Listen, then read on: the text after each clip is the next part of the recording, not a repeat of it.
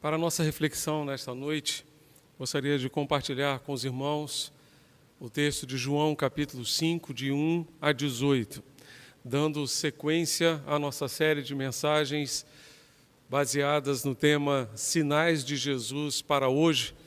Compartilharemos com os irmãos a cura de um homem coxo, paralítico, inválido, junto ao tanque de Betesda. João, capítulo 5, de 1 a 18. Abra sua Bíblia, localize esse texto da Palavra de Deus e acompanhe a sua leitura neste momento. Diz o texto: passadas essas coisas, havia uma festa dos judeus e Jesus foi para Jerusalém. Existe ali, junto ao portão das ovelhas, um tanque, chamado em hebraico Betesda, o qual tem 5 pórticos. Nestes jazia uma multidão de enfermos, cegos, coxos, paralíticos, esperando que a água se movesse, porque um anjo descia de tempos em tempos, agitando-a. E o primeiro a entrar no tanque, uma vez agitada a água, sarava de qualquer doença que tivesse. Estava ali um homem enfermo havia 38 anos. Jesus, vendo-o deitado e sabendo que estava ali havia muito tempo, perguntou: você quer ser curado? O enfermo respondeu: Senhor, não tenho ninguém que me ponha no tanque quando a água é agitada. Quando tento entrar, outro enfermo chega antes de mim. Então Jesus lhe disse: levante-se, pegue o seu leito e ande. Imediatamente o homem se viu curado e, pegando o leito, começou a andar. E aquele dia era sábado. Por isso os judeus disseram ao que tinha sido curado: é sábado, e neste dia você não tem permissão para carregar o seu leito. Ao que ele lhes disse: o mesmo que me curou me disse: pegue o seu leito e ande. Perguntaram-lhe: quem é o homem que disse a você: pegue o seu leito e ande? Aquele que tinha sido curado não soube responder, porque Jesus tinha se retirado por haver muita gente naquele lugar. Mais tarde, Jesus o encontrou no templo e lhe disse: olhe, você foi curado, não peque mais, para que não lhe aconteça coisa pior. O homem se retirou e disse aos judeus que tinha sido Jesus quem o havia curado. E por isso os judeus perseguiam Jesus, porque fazia essas coisas no sábado. Mas Jesus lhes disse: meu Pai trabalha até agora e eu trabalho também. Por isso os judeus cada vez mais queriam matá-lo, porque além de desrespeitar o sábado, também dizia que Deus era seu próprio Pai, fazendo-se igual a Deus. Que Deus abençoe e aplique, portanto, esta palavra bendita aos nossos corações nesta noite. Meus amados, temos, portanto, aqui neste texto de João, capítulo 5, mais um dentre os 7 sinais apresentados por João no seu evangelho. No domingo passado, compartilhamos com os irmãos a transformação da água em vinho, registrada no capítulo 2, e agora avançamos na nossa série para este milagre que é justamente a cura deste homem paralítico. Como diz o texto, havia em Jerusalém o tanque de Betesda, ou uma piscina, onde havia uma multidão de enfermos, coxos, paralíticos, cegos, pessoas que aguardavam o movimento das águas daquele tanque, porque eles criam que de tempo em tempo um anjo descia, agitava aquelas águas, e então o primeiro que descesse e se banhasse nas águas seria então curado. E, de fato, tudo leva a crer que eles estavam ali porque algo já havia acontecido, algum milagre já havia acontecido com alguém, senão eles não estariam ali esperando o movimento das águas. Aquele homem estava no meio daquela multidão, aguardando uma oportunidade de experimentar um milagre na sua vida, de ver algo novo acontecer na sua vida, tendo em vista a sua situação tão deplorável, tão triste e tão lastimável. Jesus foi ao encontro daquele homem e fez um milagre, transformando completamente a sua vida. Jesus ainda hoje vem ao nosso encontro em meio aos problemas, em meio às lutas, em meio às situações mais adversas que enfrentamos e opera ainda hoje os seus sinais e tem a capacidade de transformar as nossas vidas com o seu poder e com a sua graça. Jesus vem ao nosso encontro. Primeiramente, Ele vem ao nosso encontro porque conhece as circunstâncias nas quais vivemos. Jesus vem ao nosso encontro nas circunstâncias mais difíceis da nossa vida. Quais eram as circunstâncias que envolviam aquele homem naquele momento? Uma delas que podemos aprender neste texto é a frustração. Diz o texto no verso 4, que esperando que a água se movesse, ali ele se encontrava. Ele esperava que a água se movesse, ele esperava que algo acontecesse na sua vida, ele esperava que algo realmente mudasse na sua vida.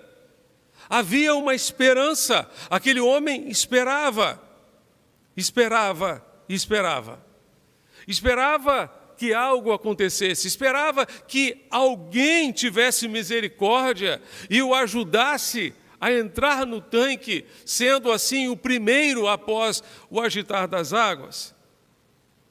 Ele havia passado 38 anos esperando, 38 anos rastejando sobre a terra. Ele esperava. Meus amados, como é difícil esperar. Como é difícil esperar. Como tem sido difícil para todos nós esperar o fim desta pandemia, que já dura mais de um ano. Um ano. Aquele homem esperou 38 anos.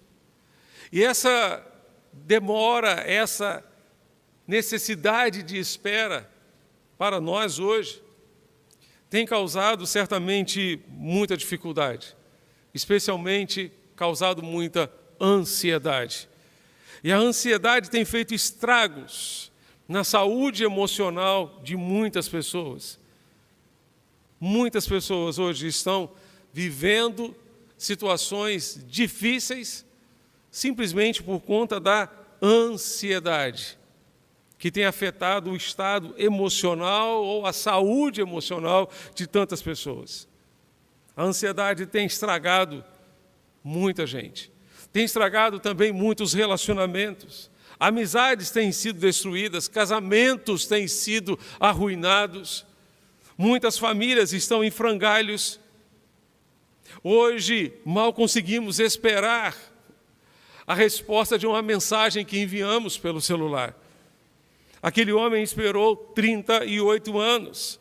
Certamente havia um sentimento de frustração no seu coração e nas suas palavras.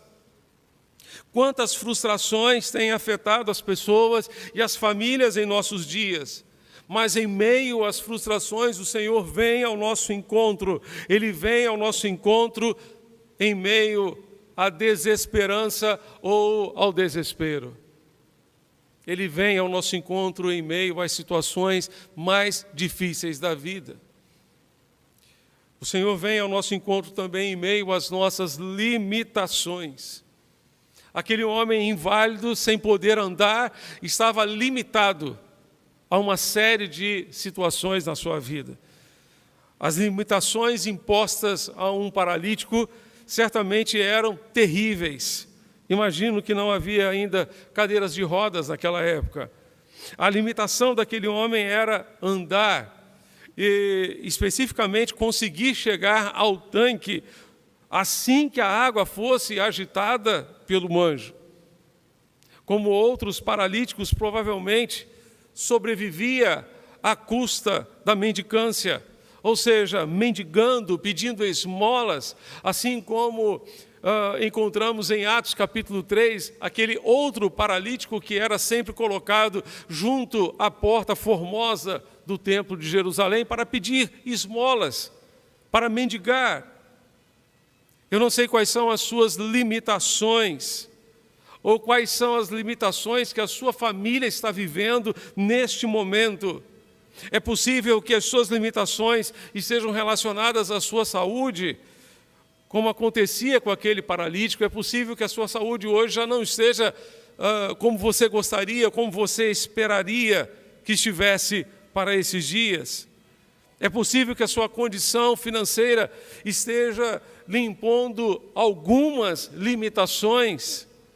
Sejam quais forem as suas limitações, lembre-se que Jesus sabe muito bem quais são, e Ele vem ao nosso encontro em meio a essas limitações, e o seu poder se manifesta justamente nas nossas limitações e nas nossas fraquezas. O Senhor vem ao nosso encontro porque conhece as nossas limitações, mas o Senhor também vem ao nosso encontro em meio à solidão. No verso 7 ele diz a Jesus: Senhor, eu não tenho ninguém que me ponha no tanque quando a água é agitada. Eu não tenho ninguém. Aquele homem estava ali sozinho. Talvez você se lembre da história de um outro paralítico que encontramos em Marcos capítulo 2, um paralítico da cidade de Cafarnaum.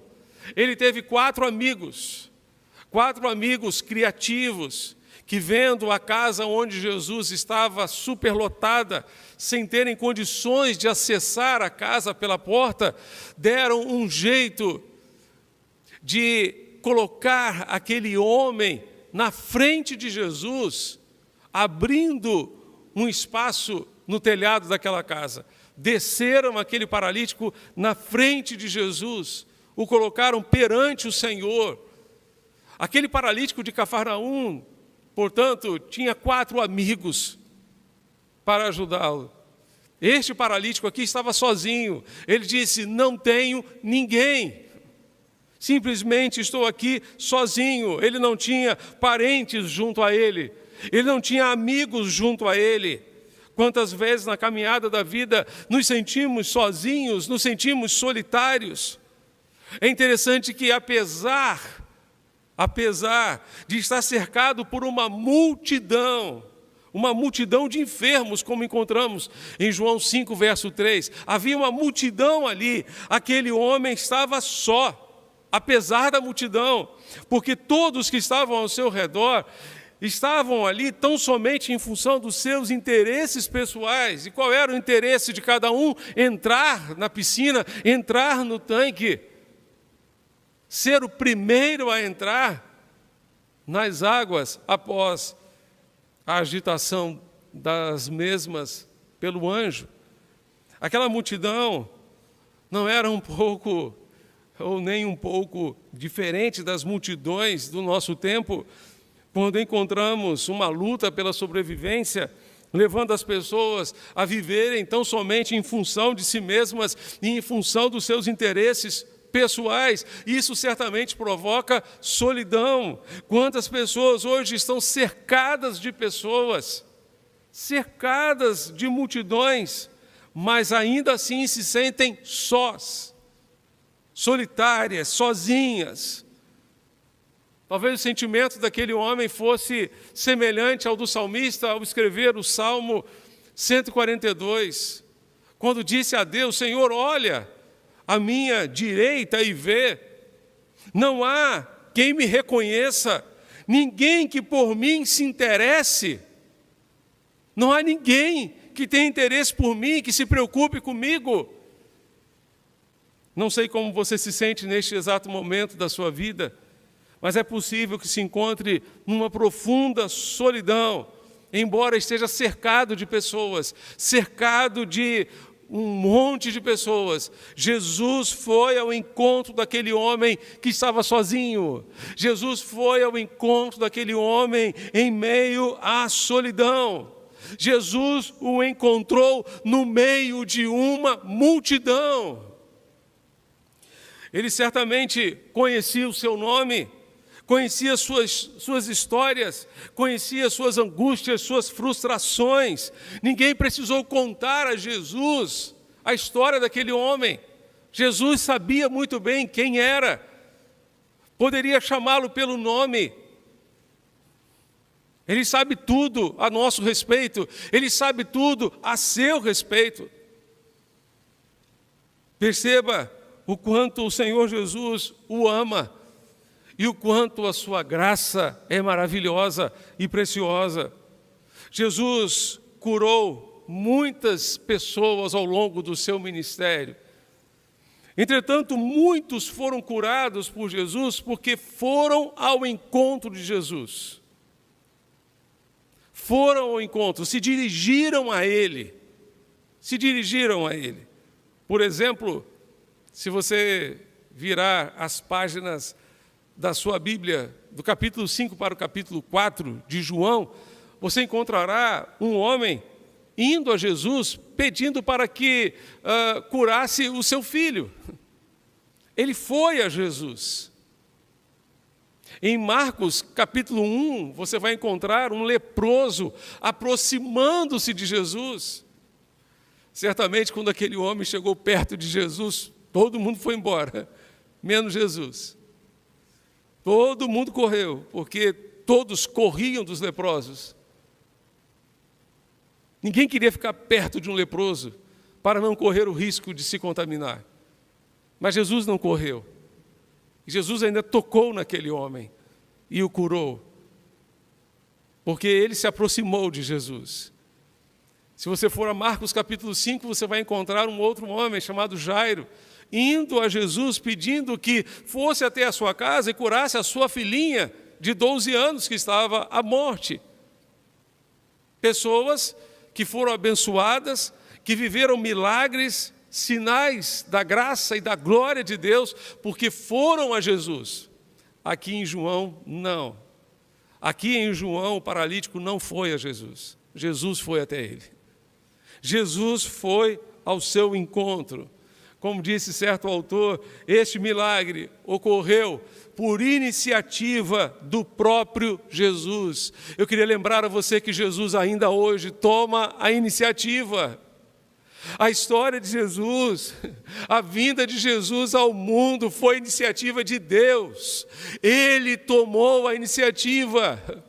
Ele viu a nossa miséria, Ele viu a nossa angústia, a nossa solidão, as nossas frustrações, a nossa incapacidade de resolver os nossos problemas, e especialmente o problema do pecado, e veio ao nosso encontro na pessoa de Jesus de Nazaré, fazendo-se um de nós, compadecendo-se das nossas dores, das nossas angústias.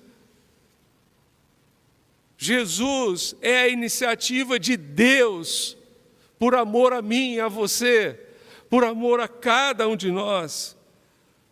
Aquele homem não tinha como se locomover, não foi ele quem procurou Jesus, ao contrário, Jesus o procurou.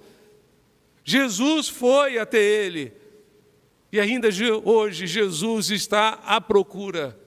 Sim, a palavra de Deus nos diz que o Filho do Homem veio buscar e salvar aquele que havia se perdido. Jesus conhecia as suas limitações e foi ao seu encontro. Jesus ainda hoje conhece as suas limitações e vem ao seu encontro. Creia nisso, em nome de Jesus. Certo autor, G.L. Borchardt, afirmou algo muito precioso a respeito de Jesus. Ele nos lembra que quando Jesus foi a Jerusalém, ele não passou o seu tempo em albergues da elite daquele tempo, nem concentrou o seu ministério meramente no templo, ou deu atenção aos ricos e famosos que poderiam bancar financeiramente o seu ministério. Não, ele não fez nada disso. Ele se concentrou nas pessoas necessitadas, que eram um problema para as elites da sua época. Nessa história, Jesus visitou o tanque abaixo do templo, onde os resíduos indefesos da sociedade jaziam num estado patético. A maioria das pessoas adequadas, entre aspas, provavelmente evitava lugares onde tivessem que passar por doentes, por sofredores, tanto porque o ambiente era desconfortável, como também por causa do potencial de violação das leis cerimoniais daquela época. Mas Jesus saiu de seu caminho para visitar tal lugar, e lá encontrou um homem paralítico, indefeso, inválido, que havia experimentado o deserto do abandono, que parecia ser uma eternidade de 38 anos. O mesmo sentimento aparente de uma eternidade parece ter estado presente também nas experiências intermináveis da errância de Israel no deserto. Se você for a Deuteronômio capítulo 2, verso 14, você vai observar que a trajetória de Israel entre Cádiz até o riacho de Zared durou exatamente 38 anos. 38 anos de percurso entre um lugar e outro, até que uma geração inteira de rebeldes, de gente de cabeça dura, de dura cerviz, morresse no deserto, para que os seus filhos, a geração seguinte, tivesse acesso à terra prometida.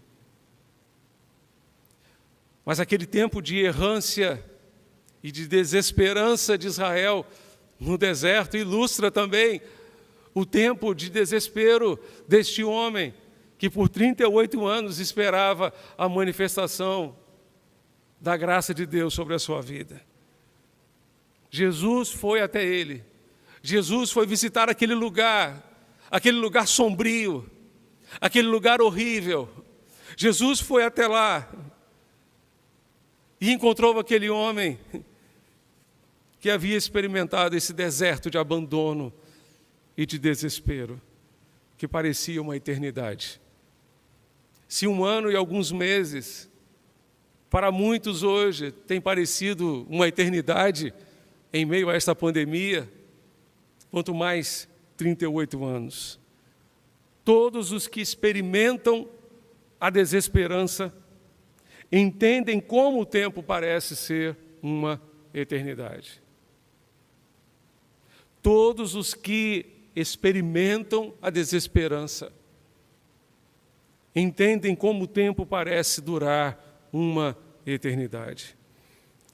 Warren Wiersbe diz que, sob qualquer ponto de vista, esse milagre é uma ilustração da graça de Deus. Foi a graça que levou Jesus até aquele tanque, pois quem gostaria de misturar-se com uma multidão de desesperados? Jesus não curou todos, escolheu apenas um deles e o restaurou.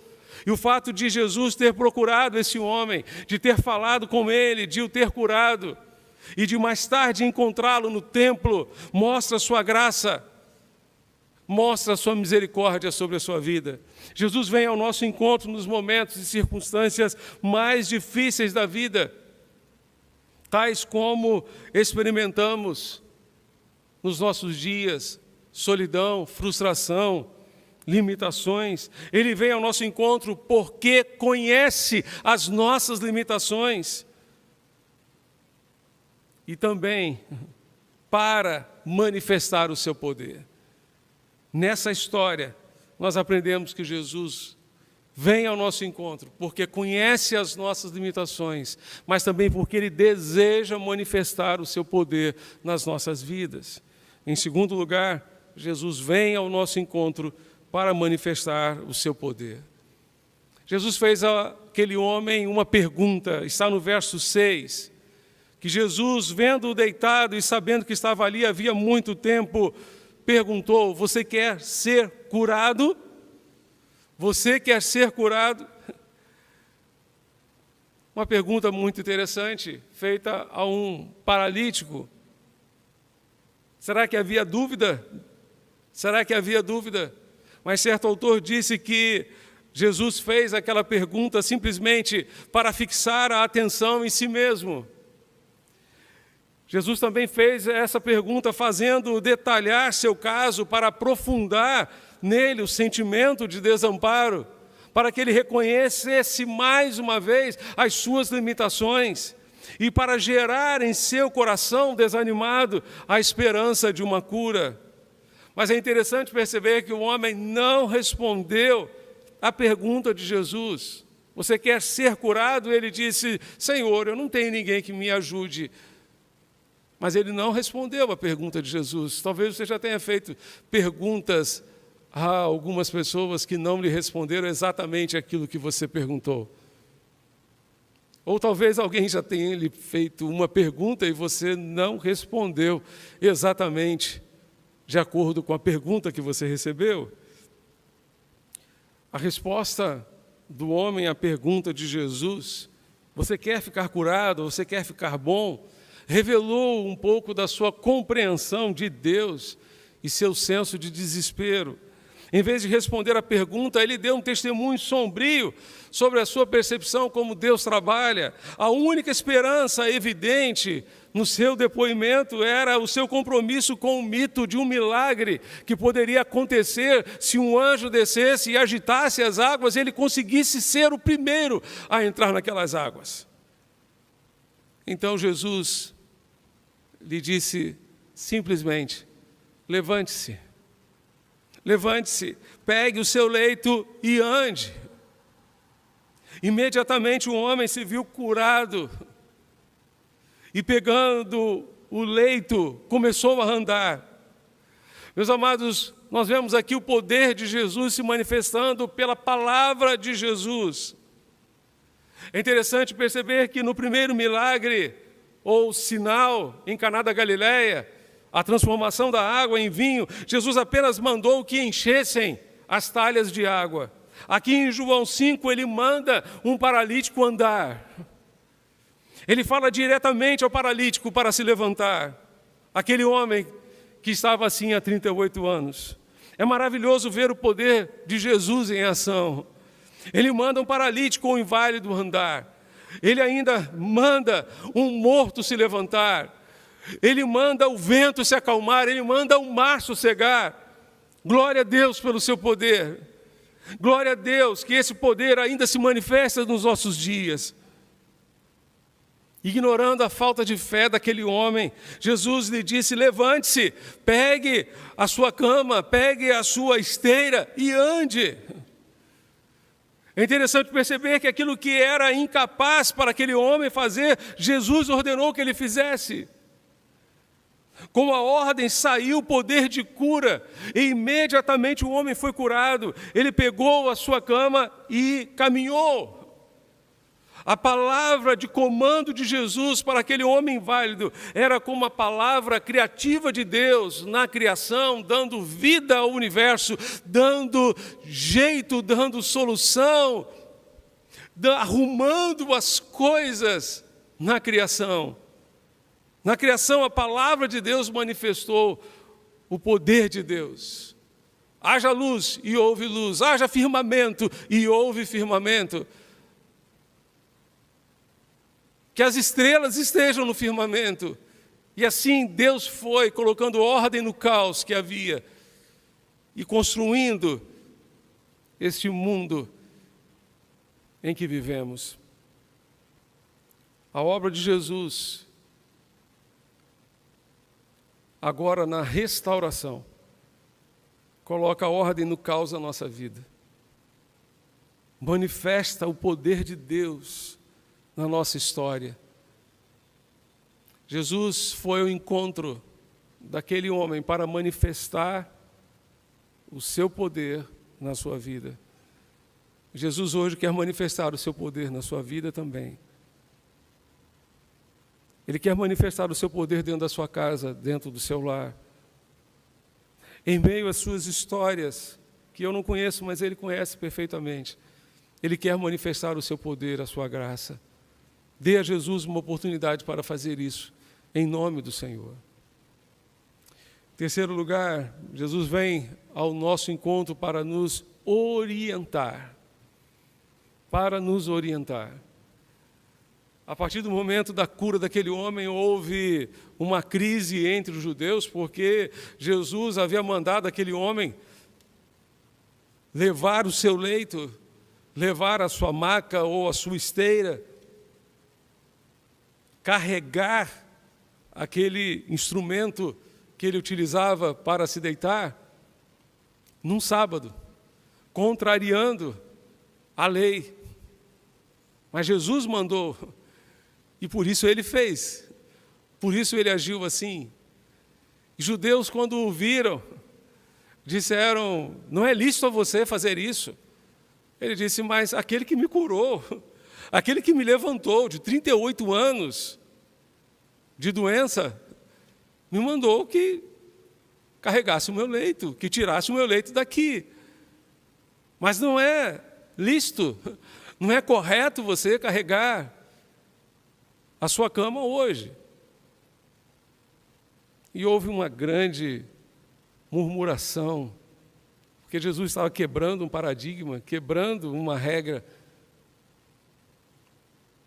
Jesus já havia dito que o sábado não fora criado, que o homem não fora criado por causa do sábado. Jesus já havia dito que o homem não fora criado por causa do sábado, mas sim que o sábado fora criado por causa do homem. E que até do sábado o Filho do Homem é Senhor. E Jesus aqui ainda responde aos fariseus, aos judeus que o interrogaram: meu pai trabalha até agora e eu trabalho também. E Jesus depois encontrou aquele homem no templo e lhe disse: você já está curado. Agora vem a orientação de Jesus: não peque mais, para que não aconteça com você coisa pior. Não peque mais, para que não aconteça com você coisa pior. A pergunta que não quer calar aqui nesse momento é: o que poderia ser pior do que 38 anos rastejando sobre a terra? O que poderia ser pior do que 38 anos como um paralítico, como um inválido? O que poderia ser pior para aquele homem, sem ter condições de se mover durante tanto tempo? Certamente pior do que isso seria passar a eternidade longe de Deus, no inferno. Viver a eternidade sem Deus. Por isso Jesus lhe disse: não peque mais, para que você não venha a perecer, para que você não venha a morrer sem Deus, sem esperança de salvação. Jesus alerta aquele homem sobre as consequências do pecado.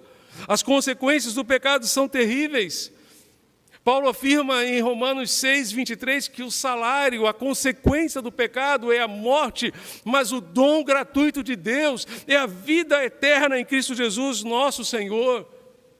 O salário do pecado é a morte, morte no sentido de separação, e separação eterna de Deus. Viver no pecado, continuar pecando deliberadamente, é algo muito sério e grave na presença de Deus. Jesus exortou aquele homem a mudar de vida, a arrepender-se do pecado e a viver na perspectiva de Deus para a sua vida. Ele disse algo semelhante a uma mulher que, de acordo com João capítulo 8, fora apanhada em adultério. Todos a levaram a Jesus para que pudesse ser apedrejada, condenada por ele. E Jesus disse a todos aqueles homens: quem não tem pecado, atire a primeira pedra. Todos foram saindo, e Jesus ficou sozinho com aquela mulher. Ele perguntou: mulher, onde estão? Onde estão eles? Onde estão os seus acusadores? Ela disse: foram todos embora.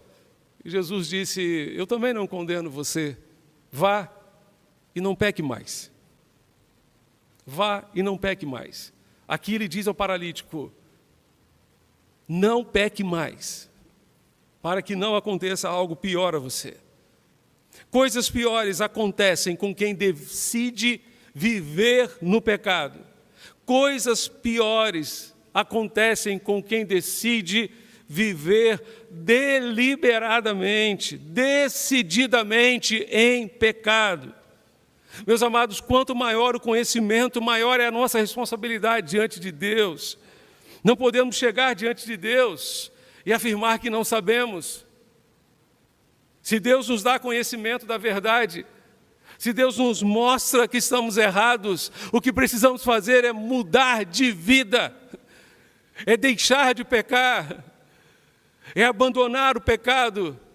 É difícil, mas Deus está conosco para nos ajudar nas nossas fraquezas, nas nossas limitações, a vencer o pecado. Se você sabe que está errado diante de Deus, decida ainda hoje não pecar mais, para que coisas piores não aconteçam com você e nem mesmo com a sua família. Decida ainda hoje abandonar o pecado, arrepender-se e mudar de vida. Não permaneça no pecado para que coisa pior não lhe aconteça. Certo autor afirmou que insanidade é fazer as mesmas coisas e esperar resultados diferentes. Insanidade é fazer as mesmas coisas, neste caso aqui, continuar pecando e esperar um resultado diferente no final. O Senhor Jesus está com você. Creia nele. Ele ajudará você a vencer o pecado e a viver intensamente os planos que Deus tem para a sua vida. Certo autor afirmou que Jesus escolheu dentre aquela multidão uma única pessoa. Por que Jesus fez isso? Se havia uma multidão, Jesus poderia ter curado todos ali. Sim, poderia ter curado. Por que Jesus escolheu um? Nós não sabemos. Mas sabemos que a resposta a essa pergunta só pode estar na soberana graça de Deus. Na soberana graça de Deus. No tempo do Pai, na hora do Pai, no lugar e da maneira como Ele queria, aquele homem foi curado. E é interessante perceber que aquele homem não manifestou fé em Jesus. Jesus ignorou a sua fé e o curou. Jesus ignorou a sua falta de fé e o curou. Mesmo assim, Jesus agiu na vida daquele homem. Se Jesus foi capaz de curar um homem que não manifestou fé nele, o que Ele pode fazer na sua vida? Se você crê nele, é algo que nós não podemos sequer imaginar. Quantas coisas o Senhor poderá fazer na sua vida, se você crê nele, se você confia nele com todo o seu coração. É interessante perceber que a duração e a extensão da doença do homem não representaram nenhum problema para Jesus. Deus é mestre em situações difíceis. Guarde essa palavra. Deus é mestre em situações difíceis. O que era humanamente impossível para aquele homem, Jesus fez. Deus adora intervir nas causas difíceis e impossíveis. Talvez Jesus tenha escolhido intencionalmente aquele homem válido, veterano no tanque de Betesda, para provar a sua graça divina. Mesmo hoje, Deus pode escolher pessoas difíceis, por meio das quais provará a sua graça. O nosso Deus é especialista em causas difíceis. Se os seus problemas são difíceis para você, não são difíceis para o nosso Deus. Se os seus problemas são impossíveis para você, não são impossíveis para Deus. O Senhor ainda hoje vem ao nosso encontro para intervir nas nossas causas impossíveis. Ele vem ao nosso encontro nas situações mais difíceis da vida, quer seja solidão, frustração, limitações. Ele vem ao nosso encontro para manifestar o seu poder e também para nos orientar, para que coisas piores não venham a acontecer conosco. Coisas piores podem acontecer com quem decide continuar vivendo no pecado e não tomar posse do perdão e da graça de Deus, que Ele gratuitamente nos oferece. Vamos orar? Você pode fechar seus olhos nesse momento para falarmos com o Senhor? Eu não sei qual é a sua situação nesta noite. Eu não sei como você se encontra. Mas o Senhor está aqui. E está aí, junto a você. Ele vem ao nosso encontro. Nos momentos mais difíceis da vida. Talvez a sua situação seja como a daquele homem de desesperança. De encontrar-se neste momento sem esperança. Sem qualquer perspectiva na vida. Cansado de tanto esperar. Mas o Senhor vem ao nosso encontro. Talvez sua situação seja de frustração, porque aquilo que você esperava acontecer não aconteceu. Talvez até mesmo aquilo que você esperava que Deus fizesse por você, Ele não fez.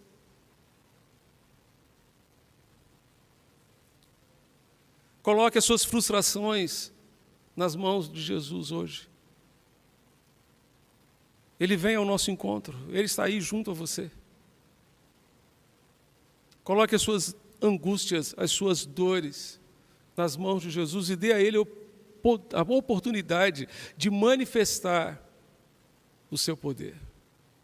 Dê a Ele a oportunidade de manifestar a sua glória. Tome ainda hoje a decisão de arrepender-se dos seus pecados, de mudar de vida, de não continuar no pecado. Porque coisas piores podem acontecer. E o pior de tudo é viver a eternidade sem Deus. Talvez hoje, no contexto desta pandemia, o que vem à nossa cabeça seja sempre o pior é a morte. Não, há algo pior do que a morte. Pior do que a morte é a eternidade sem Deus. É a eternidade sem Jesus. Então, resolva hoje a sua vida com Deus. Peça a Ele perdão para os seus pecados. Peça a Ele, Senhor Jesus, ajuda-me a abandonar os meus pecados e a viver uma nova vida contigo. Eu creio que Tu podes me ajudar a vencer o pecado. Eu creio que Tu podes transformar a minha vida. Aquele homem não creu e mesmo assim Jesus operou na sua vida. Mas você crê. Você confia nele, então ore a Deus e peça a Jesus para lhe conceder graça e vitória. Você quer entregar a sua vida a Jesus? Você quer dizer a Jesus, Senhor, eu não quero apenas a cura de uma doença física.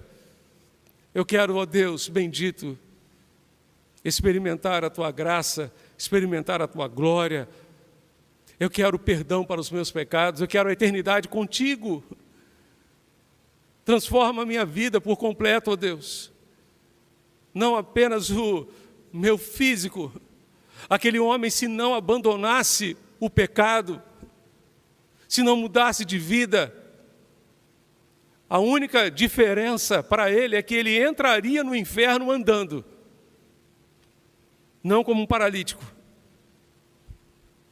Mas abandonando os seus pecados, mudando de vida, certamente ele teria uma eternidade com Deus.